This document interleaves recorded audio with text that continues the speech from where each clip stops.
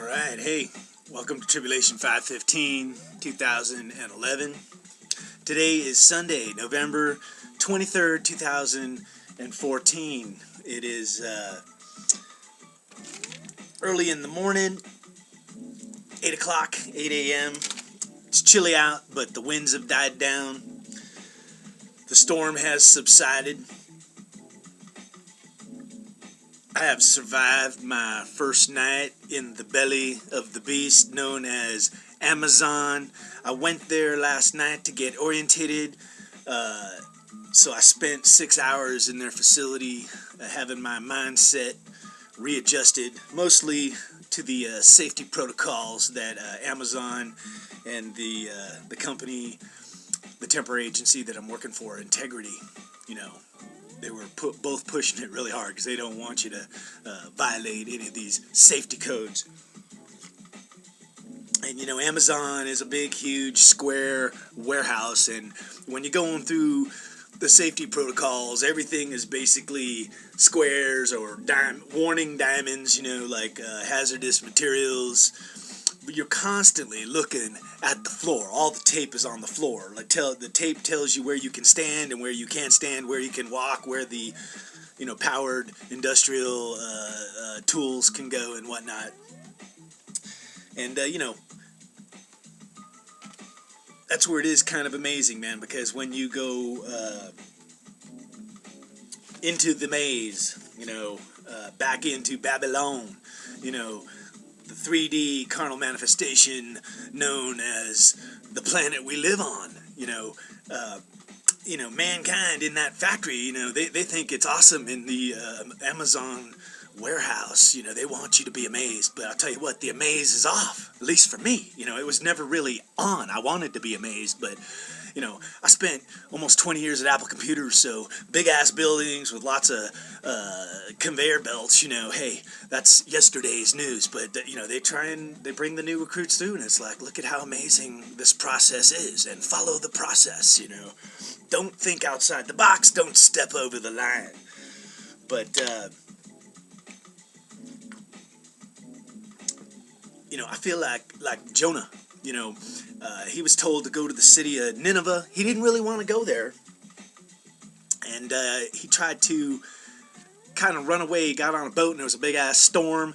And the people on the boat, eventually, they realized it was Jonah was the problem. So they said, we're going to toss you overboard, man, just so that we don't go down with you.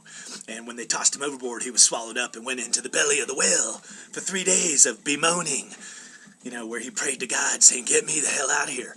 And, I think my total time in the belly of this beast is going to be at least 30 to 40 days, the holiday season. And you know what? I'm not really going to be praying to God to get me out of there, even though, who knows, the longer you're in there, probably the worse it is, But, hey, to my brother Scott, thanks for commenting, man. There may be some kind of asteroid hitting Earth and a tidal wave or total destruction coming, but I tell you what, I've constantly said I don't get those kinds of visions, so I don't really orientate, my journey, my walk, based on those kind of fears or future disastrous events, man. And, the glory path for me, no matter where I'm at, God will sustain me, the other thing I find kind of interesting is, a lot of people, especially those that are walking the way, following, being citizens of the kingdom and followers of Jesus Christ, the clarion call is, come out of Babylon, and Moses led the children out of Egypt, and perhaps, behold, that might be something that happens, even at Amazon, but, we do detach ourselves from mankind, man's thinking, and we get our eyes lifted to the heavens, thinking of heavenly things, and tuned into the heavenly circuitry, man. For those that have eyes that are open and ears to hear and a mind to comprehend and discern, the truth, we start walking a higher path and looking at a much higher vision. But it's amazing because in the rectangle known as the FC, the warehouse, they got all these code words over there. It's all about looking down on the ground, man. Don't look up, look down for your own safety. So they get you where you ain't thinking about any heavenly things. You're just thinking about not, crossing the line. And I don't think that's by accident. But you know what? I'm not trying to tear Amazon a butthole. Even though from what I can see, it is legalized slavery. Because you can't really sustain yourself, at least not going through the temp agencies. They barely pay you over minimum wage, and you got to drive way the hell out to their facility in Fallon. So I'm just saying the whole thing is a big, huge negative distortion. On one hand, you feel like you got a job, but you're still sinking in the quagmire. But you know what? A lot of the people around me, friends, family, whatever, who can only see that picture, that square, they're like, oh man, Ben, he's where he needs to be. He's doing fine, now that he's trapped in the box, life is good. Whereas I view it the exact opposite. I've only been there for orientation, but I'll be looking forward to the day I step out of that box, just like Jonah gets blown out through the blowhole of the whale. But the point I was getting to is a lot of sisters and brothers that are walking that higher path, when you say, I'm going to go get a job, they immediately think, whoa, you're getting off the path, you're going back to Babylon. Now, I'm going to tell you, man, when you come out of Babylon, it's pretty much 99.999% in your mind. To readjust your mindset. Just like when you go in for orientation, sure, we're doing some stupid stuff like lifting pallets, putting on gloves, taping boxes, whatever is in their training program. But most of it's in your mind. Hey, do you understand this? Is your mind readjusted to walk around here and not cause an accident? To be a successful cog in the machine. And thank you to the other brother who said, be the best cog you can be. Because you know what? I think that is the Christian path, the higher path, if you're walking with the Christ head on, is I'm going to be the happiest damn employee in there. And it's going to be through that positivity, just radiating like a superstar. Santa Claus walking the aisles of the maze with his maze on, even though the maze is off, because it's like a concentration camp, a prison inside of that warehouse, But, a lot of brothers and sisters completely detach themselves from society. They go live on a hill, in a cave, whatever, stop using electricity. You know what? That's not my walk, man. I do live on a mountain now, on a 42-acre spread, so I know what living on the rough is kind of all about, because since I got here in Nevada and Golden Valley, that's what it's been. But, the wind, the Spirit is blowing me right back into that Amazon, and I don't know what the final end goal is. I know I got to earn a little bit of dough just to get through the holiday seasons, but who knows? There may be something that comes out of it, either knowledge that I gain or maybe some light that I shed to those that are in there. But, even though the place claims huge diversity, it's diversity of hear no evil, say no evil, see no evil. Whether you're black, white, your religion, your sexuality, don't bring it up, don't talk about it, just talk about the job. Stick within the framework of the box they're giving you. That's where all that beautiful diversity can work together, is in an environment where we don't talk about none of it, but we don't say especially anything offensive or threatening.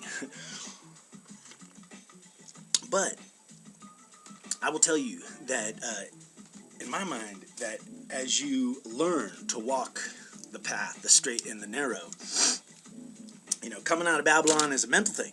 And you will surely, like Jonah, be sent back in on a mission to shine like a star and tell people messages, It could be, hey, repent or open your eyes to the truth, man. And we shall see, because I'm not really going in there to be a disruptive force, and that's one of the things you can't really bring into the workplace is religion, not in a powerful way. So whatever impact I have, it's just going to be more of just who and what and how I am when I am in that facility. And that's the point I'm making. When you come out of Babylon, it's a mindset, man.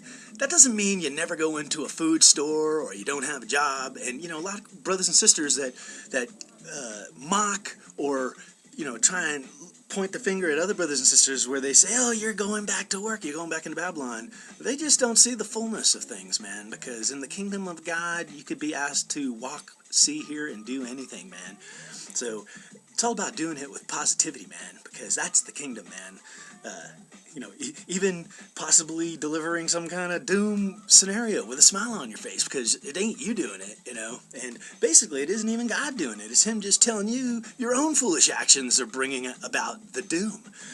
But I will tell you, that's why the Amazon experience overall, I'm not quite liking it. You know, I'm going to be earning a paycheck, but it is kind of like an enslavement. You know, for one, once you go into the machine, you're kind of stripped of everything because they make you pass through metal detectors, no phone, no keys, no anything, you know, because, you know, it's like stripping you down like the Garden of Eden, the bare nakedness, you know, so that all you do, you can put the blinders on, and they don't want you thinking outside the box. You know, that no phone, no TV, no nothing. Keep your mindset on the machine, on the objectives of the beast. And, you know, Amazon, you know, they're basically a merchandising, a commercial, you know, company, you know, inbound and outbound through a building, processing, you know, and the humans that are in there, you know, we are kind of treated like slaves, you know. We're given water.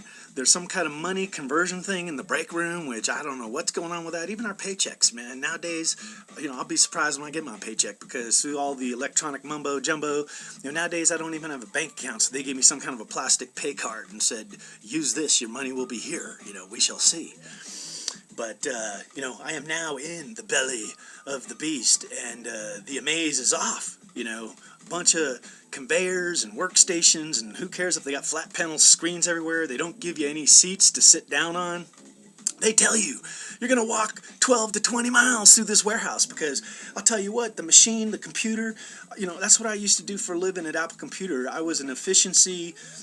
I had a company where I would streamline companies going in and showing them how to use the computer in positive ways. But sometimes even a positive way had a negative result because, like one company, I said, hey, if you put in a computer and automate here, you don't need these 10 guys over here. And the company at the time was a construction company, and the guys' jobs that got eliminated where they had 10 guys doing estimating with a computer, they only needed one guy. Seemed pretty good. The company went on to make shitloads more money, but those poor people lost their jobs. And, you know, I made good money showing them how to do that, you know. But, you know, that's where we got to reflect on the whole thing. And like my nephew said, he said, you know, there's still a role for it in our society, you know, of legalized slavery, you know, because people need jobs, even if they're not really good paying jobs. Even if they're jobs that once you get into it, it's like being in a prison, you know, where they take everything away from you. They tell you you can't go here, can't go there. And, you know, back in the day when I worked at Apple, we used to treat people with a hell of a lot more respect, man. You know, we wouldn't be telling them to empty their pockets and walk through metal detectors, you know, but that's where we are now, you know. Even though they can show you a video saying, hey man, we're so diverse and we respect everybody's rights, take everything out of your pockets and don't be talking to nobody and don't be making calls outside the facility, and you know, we'll be randomly drug testing you and whatever. You know, it's all about control, control, control, and making you a mindless drone on an endless walk, just a cog in the machine, just processing your ass off forever, endlessly, without thinking a whole lot, without ever looking up, saying, man, there's got to be a better way. And I'll tell you, my friends, there is a better way. But for today, I'm going back into the beast, back into the whale for my first 10-hour shift, man. And I'll let you know what it's all about. But, you know, hey, this is Tribulation 515. This is my testimony to the tribulation that is literally unfolding right in front of my very eyes, man. And maybe your eyes are open to the tribulation as well. You know, God bless everybody that watches this. You know, I would tell you, have no fear, my friends. You know, Scott, brother, you know, maybe you're seeing something in the future, and God bless you. I keep my heads up. I look at the weather reports. I look at the space reports, but I don't walk around all day long saying, hey, there's a big-ass tidal wave coming. You know, the tidal wave I'm seeing is a tidal wave of Christmas presents, of Black Friday, the most horrific holiday ever, which is now bigger than Christmas, man. All the commercials are Black Friday. How wonderful it is. Let's trample each other to death as we go into the stores. But you don't even have to do that. For your own safety, stay at home and just shop at Amazon. Because there's a bunch of slave-like elves like me inside of a box, processing your orders and getting it shipped to you immediately. Happy, happy holidays. Happy, happy holidays. All right. God bless y'all.